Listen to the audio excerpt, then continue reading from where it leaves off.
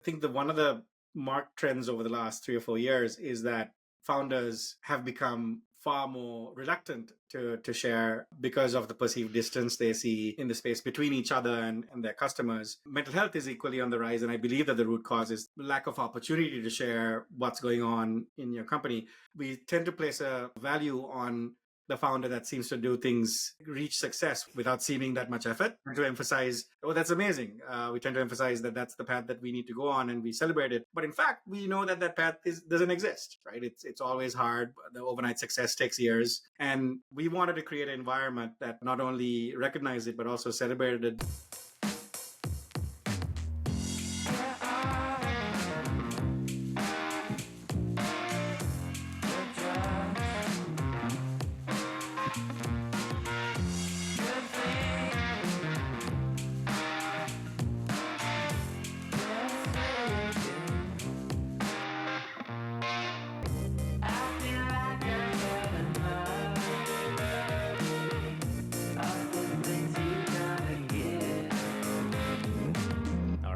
Ash, welcome to Tech Scenes Unplugged. Thank you for having me, Jeff. This has been a little while in the making. I thought we'd have done this earlier, but today's the day. Today's the day. It's an important one. EdTech Week's coming up very quickly here, and let's get right from the top. Tell me about EdTech Week. What is it? When did you start it? And why are you doing this? Thank you, Jeff, for the opportunity. Hey, New York's always been in my mind a place where you should go to build something great in education. It's got the largest school district in the country. It's got the investors. It's got the corporations. It's got the universities. And for some reason, it receives 5 times less investment than the other coast. So we believe that we have the pieces. And so 10 years ago, I thought, why not bring all the pieces together? The thing about the education space is that you can't really build something of impact and that's big unless you involve all the necessary stakeholders. And in my mind, at minimum, entrepreneurs, investors, and educators in the equation. Right. The product has to work. It impacts people's lives and careers. And so we bring all those parties together in pre-K, K-12, higher ed, and workforce adult learning. Because if you're building for a specific sector, you're affecting another. And all those conversations need to be a little copacetic. So we started bringing that together 10 years ago. It's our 10th year. I'm very glad to say it's looking like our best. That's awesome. Now, how many attendees do you have and like speakers and things like that? About just 1,000. So we actually like to keep it small. So it looks and feels like you're in small rooms. There's a central hub in Union Square, but we do a little thing where it looks and feels like the Fashion Week for education. So small things pop up all around New York City, and you're in a small room and you bump into, kind of the who's who of the space. But that vibe and the connection to New York City tends to be a strong one, both the content and the mission. I've done a lot of stuff in EdTech. I have a handful of EdTech peak teams that we work with, and what you do is well known. 1,000 to me of the right people would be definitely the place that you want to be if you're involved in EdTech. So you guys, what you do is really well known. So appreciate what you do. Yeah. So October 8th to the 10th, we'll be getting a good crew together. Now, let's back up a little bit. I want to talk about StartEd as well, but your background is really unique, and it makes a lot of sense if people know of your background, like why you are doing what you're doing. But if I remember from times that we've talked before, but you've been a multi-time founder, you spent time in the education space, you spent time in the events space, then you were at Techstars. So you learned of the accelerator space, investors and founders. Ton of funds. So this must just be like everything that you've done put into one thing. It is one big mixing bowl. And I believe that the way that I move through the space looks and feels very similar to how my mother actually created her first school. So she actually had a school in our home in Sri Lanka for several hundred children when I was growing up. And I thought that was normal. Right, go to public school, come back home, and there'd be all these kids. It was like, oh, this is so much fun. This is great.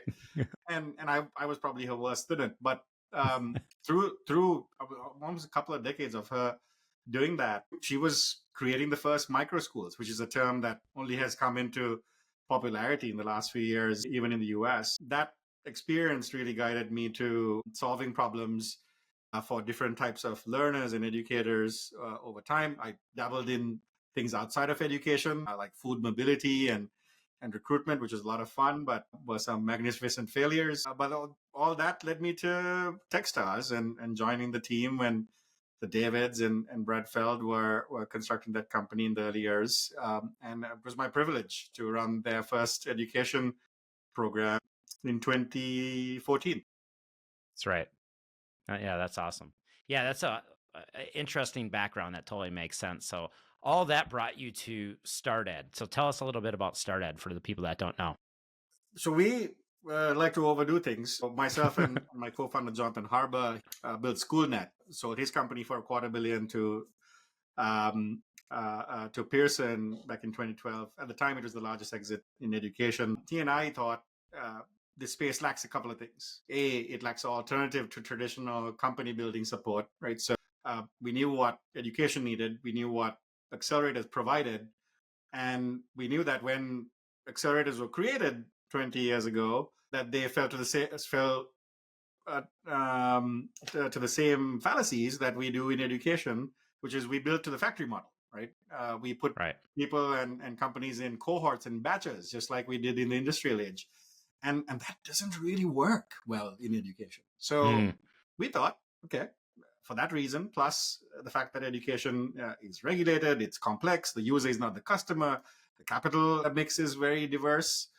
For all these reasons, it takes a particular type of network and process and patience to build in this space. Let's do something different. So StartEd was founded to solve that problem for companies at every stage. And then we used some unique business models to do so, including tuition, but that eventually migrated to a mix of tuition and scholarships. So large organizations that have portfolios of EdTech companies grow their portfolios through us, companies like Google and several governments around the world, and some large tech.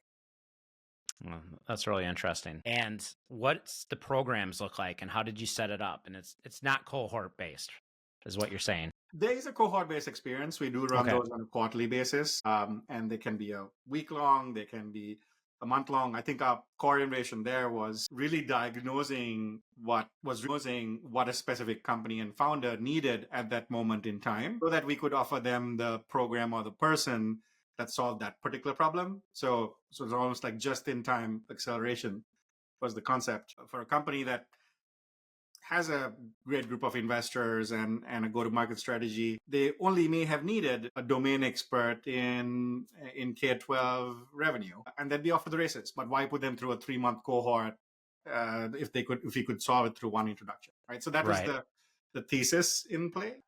Personalization, if you will, and the targeted approach has proved itself out by saving companies a lot of time. And we've scaled that idea to solve very specific problems in moments in time for founders at various stages. Now, kind of going back to EdTech Week, we talked earlier, and one of the things that you do a great job with EdTech Week is really like curating what's happening in the market, right? Like really having like an understanding of what's going on. Probably your background knows to draw people to events, you have to be relevant. You have to be talking about the things they want to be talking about. You have to bring those people together. Like, how do you do that? How do you have these spidey senses to bring in these topics? I have no superpowers in the area. So I think it all starts with knowing that it's not about me. It's not about us. So we take a network-based approach to that idea. Right? So when we kicked off our 10th year, by the way, this is how we went about it. We thought, okay, what are all the segments in this market that need representation? Who are the investors? Who are the market experts? Who can speak for educators, entrepreneurs, investors at every stage? Brought on a host committee that tied directly back to the voices and needs of each of those segments. And that host committee really put the people and the topics on the page for us. So knowing that we didn't know that, and we needed to crowdsource that from our community of people we respected who were informed, really helped us create a pretty diverse group, but also helped us highlight the specific individuals, because that host committee then went and invited the specific folks they thought needed a better platform and voice on our stage.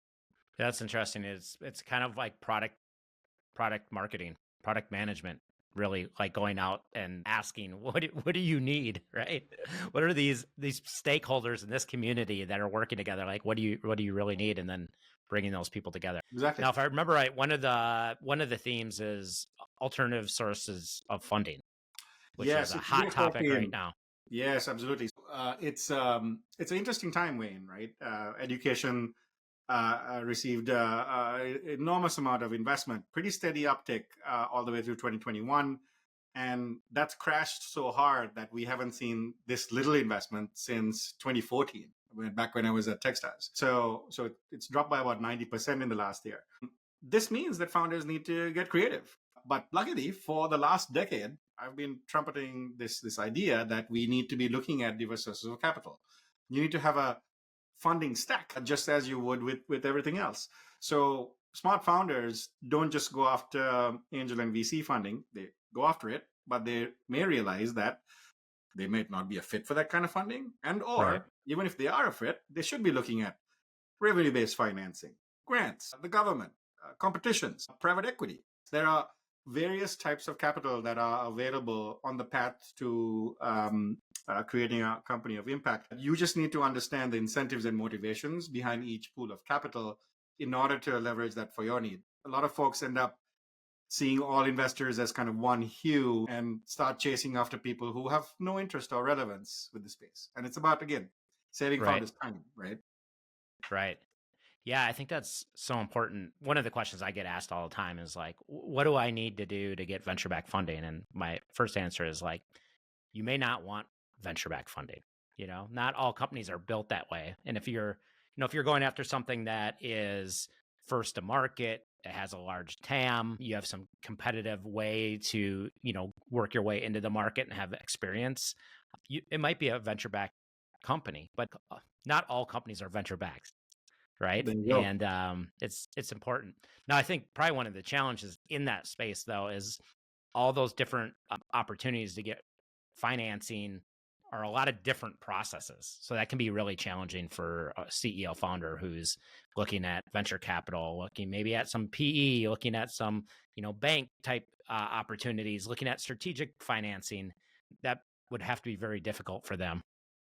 But at the core, the commonality is you need to be coming up with a clear positioning and pitch that clearly shows that you're the expert in the problem space, right? And then you got to demonstrate that you run the experiments to that you're creating something of value. That core positioning remains the same across those capital types. Yeah. The capital types themselves, it's just understanding if you were to create a ladder of capital, for example, and associate each stage of company growth with this is how much traction I have, this is how much my valuation is going to be, then it's these kind of investors that are going to be interested. Yeah. It really help you see the trees for the forest. Yeah.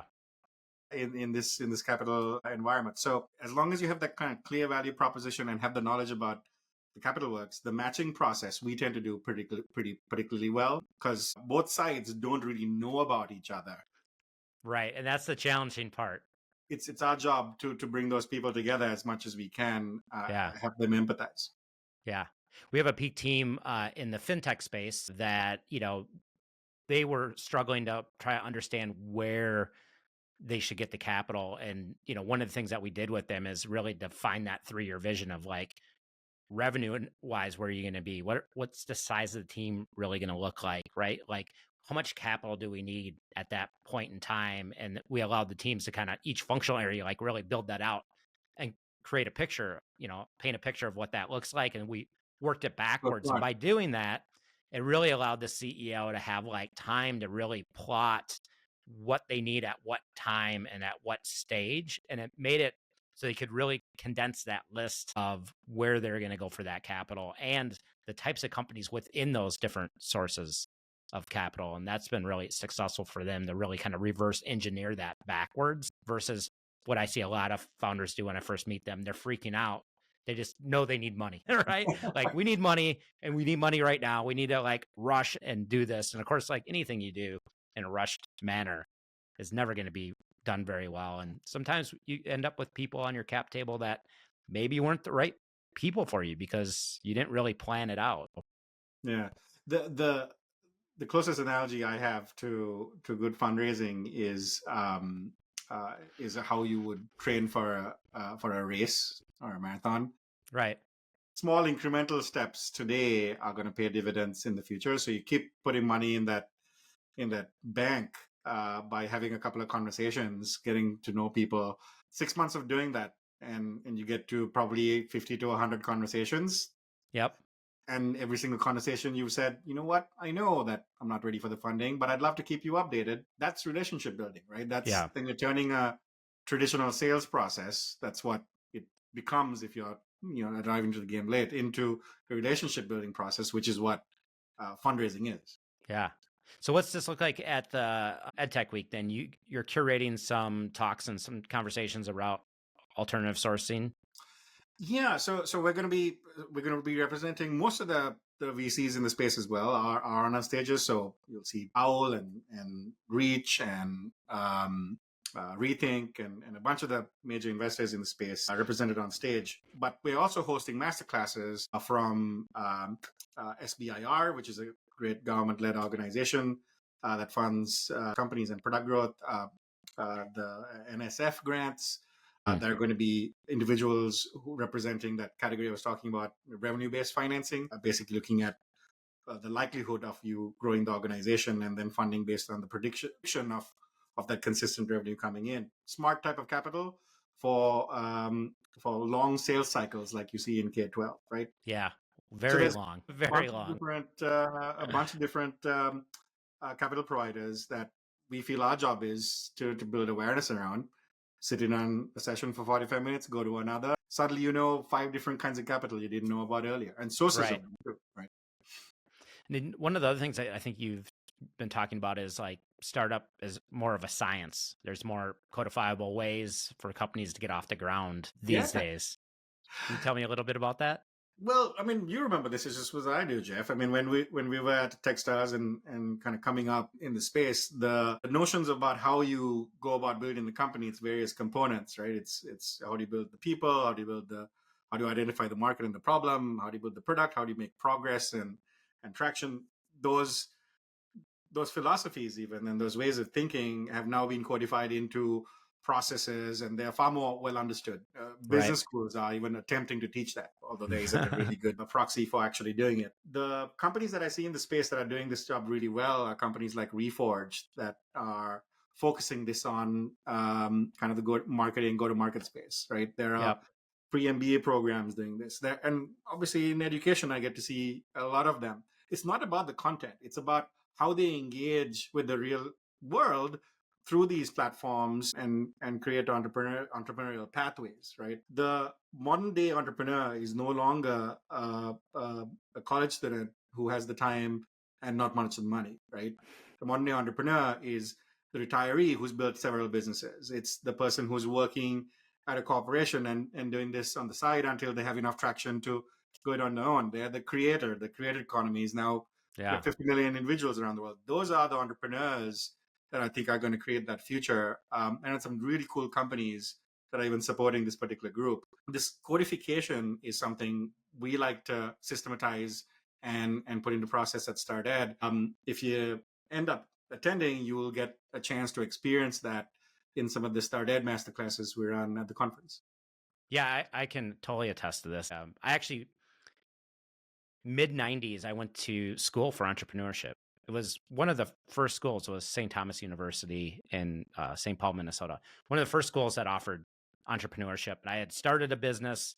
When I graduated, I had sold the business. It was the dot-com boom, and I jumped into dot-com companies. And so much of what I learned applied and also didn't apply when I jumped into the startup world, right? Like there is some really commonality things that made sense. Like they taught us how to raise money, build a business plan. And then when I got into my first venture-backed startup, I realized like this idea and notion of a business plan doesn't work anymore. You need living, breathing business plan, which I like to talk about as an operating system. You really Yeah, need to I love that plan concept. 3 years out, 1 year, your mission statement. It needs to be tied to your OKRs and your KPIs. We all need to be in alignment. There wasn't a holistic like methodology or operating system that existed back in the 90s when I first jumped into venture backed technology companies. Over this last 25 years of working with hundreds of companies and helping them scale with this like operating system, it's still interesting and funny for me in some ways. Maybe it's not funny. So many companies still need this and they don't understand it. They don't understand it exists. And that's what I've taken on. We are actually an education company, Collective Genius. Most people probably wouldn't think of that, but we're teaching and facilitating through sessions an operating model for venture-backed companies and innovative companies. And, it even took me a little while to realize we're an education company. Oh, there you go. I But should make those with your curriculum. but thinking of it though, there are codifiable ways, like you said, to build companies that people just didn't know of. There's ways to go to market. There's ways to operate your finance if you're a SaaS company. There's all these different things. And it's nice that you guys, specific to EdTech, are pulling that together for the community because there's just so much to learn and there's so many people to meet to connect everything together. So I love that you guys are focused on that as part of the equation as well. Yeah, it's the process of applying the scientific process to entrepreneurship, right? I mean, It it's is. experimentation at its finest, at its most complex. No, I really think that is. I actually say that a lot, that it's all the scientific method. Because if you think about from the day one as an entrepreneur, all you're trying to do is figure out what works and what doesn't work.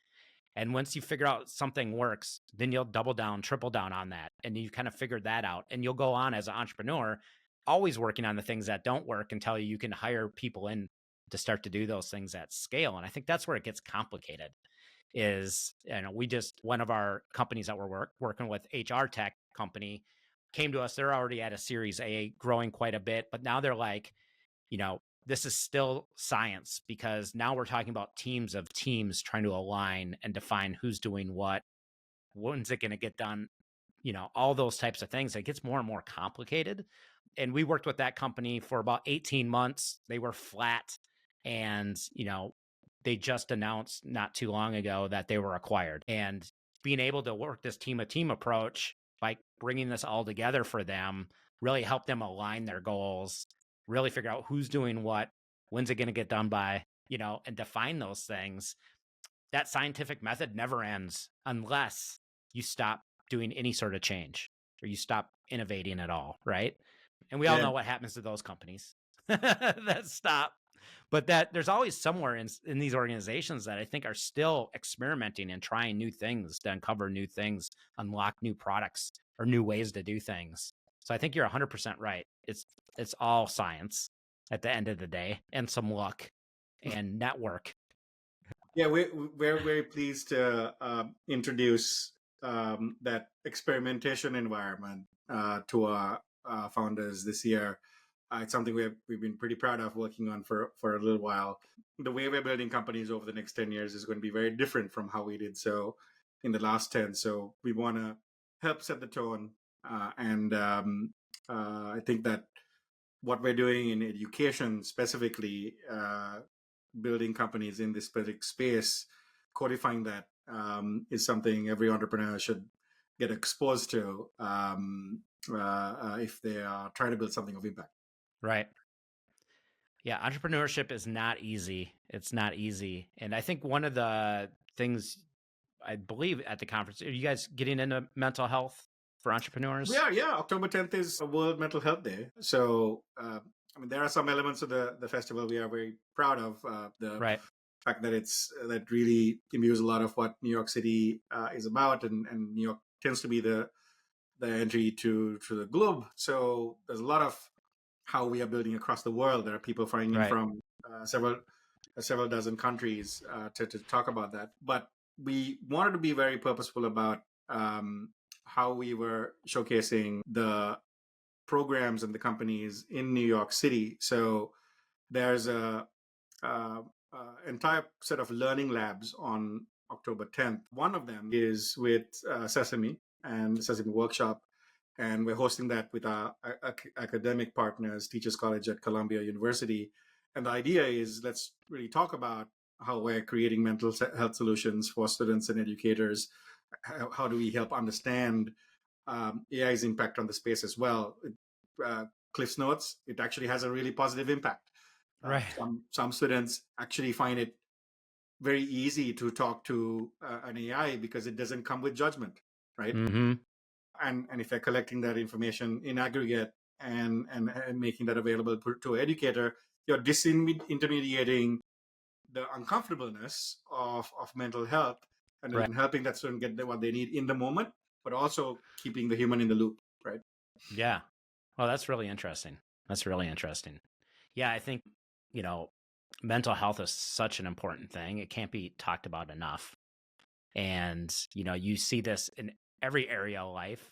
For me, working with a ton of founders and CEOs and the pressures that they go through is really uncommon, right? And one of the things I see that's unique, especially to venture-backed technology founders, is that they can't just elevate and delegate and be the visionary of their company. When you take capital, your boss is every single investor that you have. You have to be in the center of the company. You can't just become a visionary. So every customer is your boss. Every employee is your boss. You are the hub, and everybody else are these spokes. And I think that's such a unique place to be. And you're trying to, climb new terrain and go places that nobody has ever gone before. Because you have venture capital, that means you have to do something unique that's different than everybody else. Is more pressure than any position I can think of for people trying to hold that all together mentally. Yeah, and goodness, I think one of the marked trends over the last 3 or 4 years is that founders have become far more reluctant to share because of the perceived distance they see in the space between each other and their customers. Right. So mental health is equally on the rise, and I believe that the root cause is this unwillingness or it's more of a lack of opportunity to share what's going on in your company. We tend to place a value on the founder that seems to do things, reach success without seeming that much effort, and Right. we tend to emphasize, oh, that's amazing. We tend to emphasize that that's the path that we need to go on, and we celebrate it. But in fact, we know that path doesn't exist, right? It's always hard. The overnight success takes years, and we wanted to create an environment that not only recognized it but also celebrated the folks who wanted to share that didn't need to share it, right? So we do these things called StartEd circles, where we'll put just founders in a room where we won't record the conversation, but the idea is to talk about a very specific problem that you're trying to deal with, and we structure that in a way that it's stage by stage rather than any other um, way of grouping organizations. We find that pre-seed companies, seed stage, Series A, growth stage, middle market, all those kinds of founders tend to be really aligned in what they're experiencing. So that creates a foundation of trust when you know somebody has the same problems and you battle the same problems coming up that way. Which reminds me, we're actually introducing a whole mid-market summit at the festival this year as well. There's a great group of CEOs that have built meaningful companies with $10 to $50 million in revenue.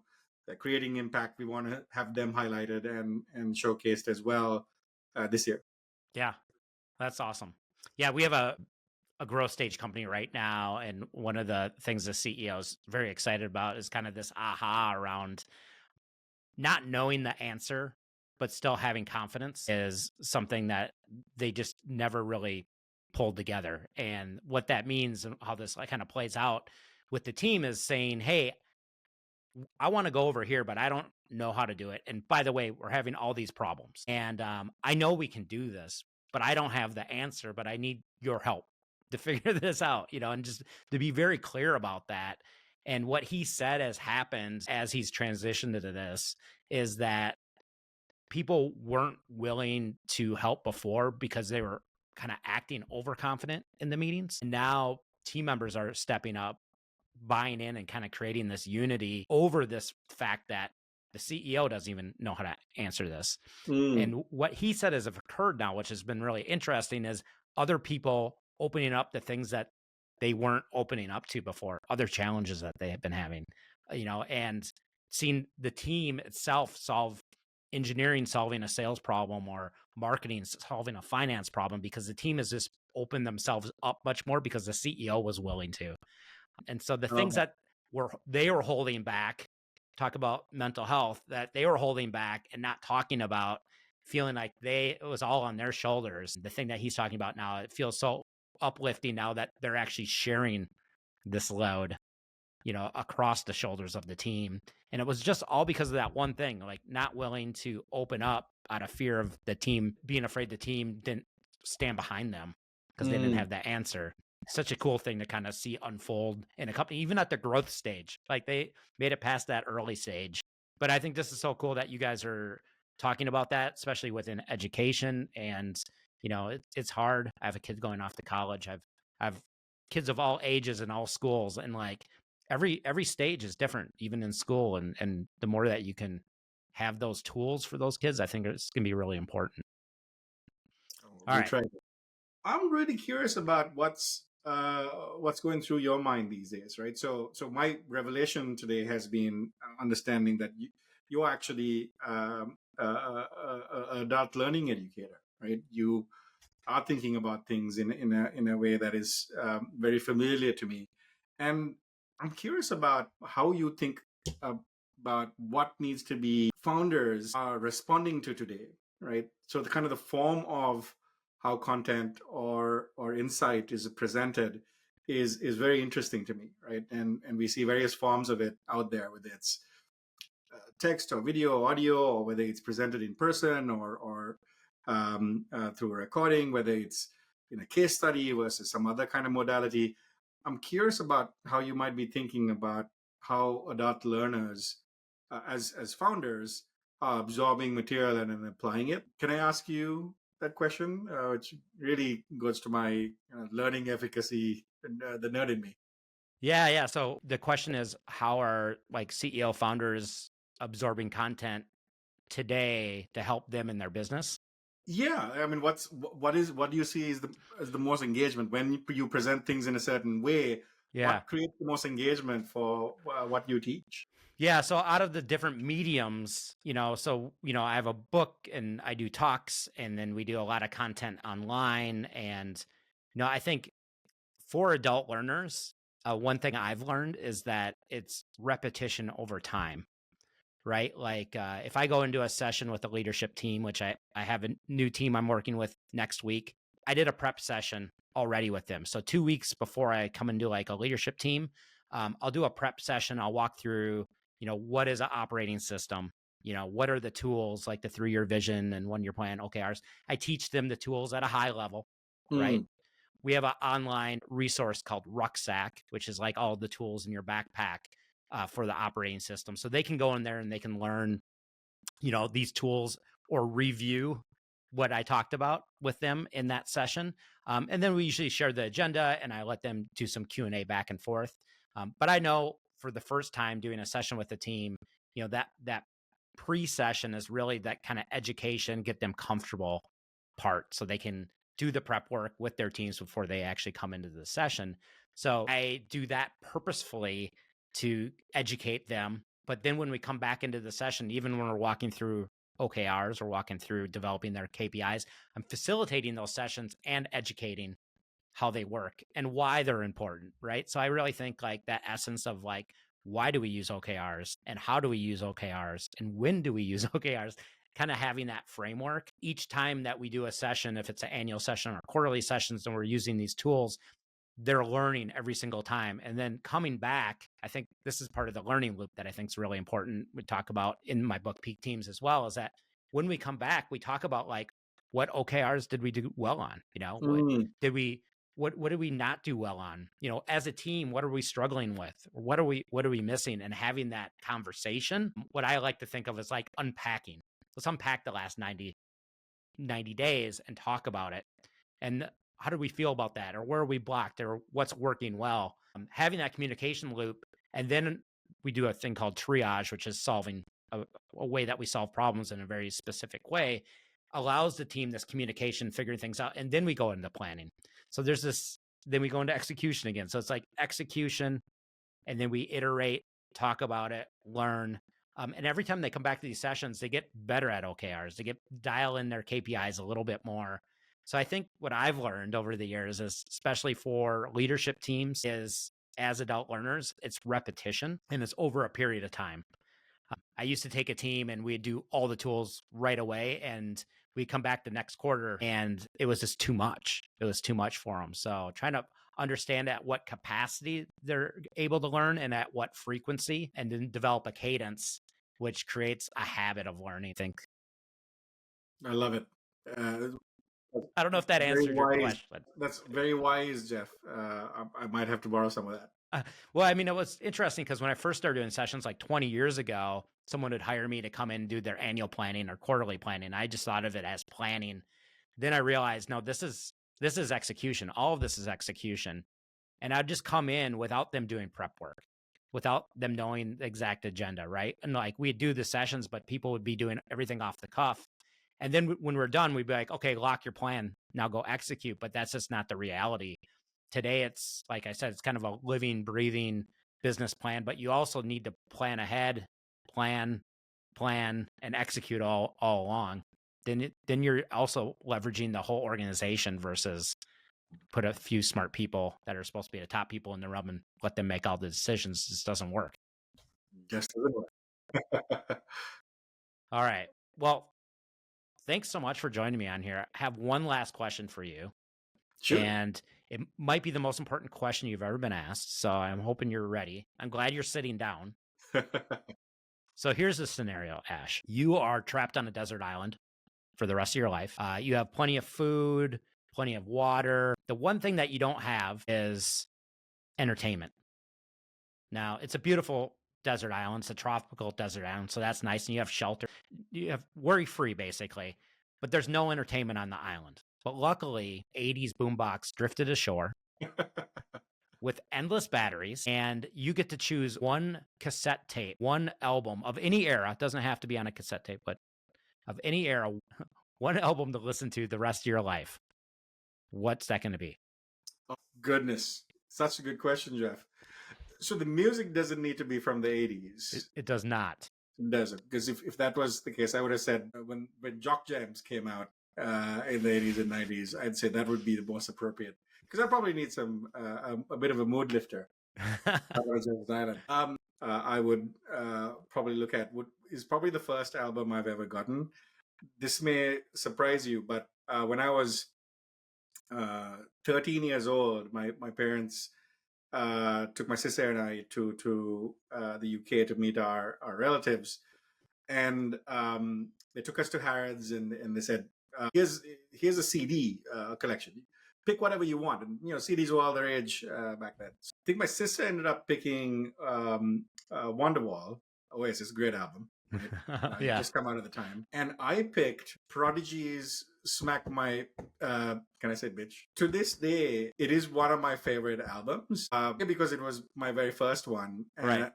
But also because for some weird reason, I would travel the world for work, for school, and Prodigy would keep following me around. and I've, out of all the bands I've seen live around the world, I've actually seen Prodigy the most. Oh my gosh. I'm not a guy who goes to gigantic concerts with mosh pits, but I just enjoy that specific example with Prodigy because it ties things back to, the music is amazing. I actually created some short film for one of the videos, the very first video that they put out. That's a story for another day. But it takes me back to that first time traveling abroad, first time really getting to know my extended family, and that experience in London with my sister, which is a really good memory. That's awesome. That's a great answer. You aced that. Thank you. No, that's a good one. Yeah, I think we all remember our first album. I think mine was Motley Crue. It was like a greenish album. I forgot what the name of the album was, but it was definitely Motley Crue. It was the first CD I got. Yeah. I think I had some cassette tapes. I think my first cassette tape was NWA. Classic. Yeah, so I still have a diversity of music interests. But yeah, I think my first was Dr. Feelgood. That's what it was. Motley Crue, Dr. Feelgood Nice. was my first CD. So, all right, that's a great answer. Prodigy. All right. Well, Ash, thanks for joining me on Tech Scenes Unplugged. Good luck with EdTech Week. I'm sure it will be another great banger. Thank you so much for having me, Jeff.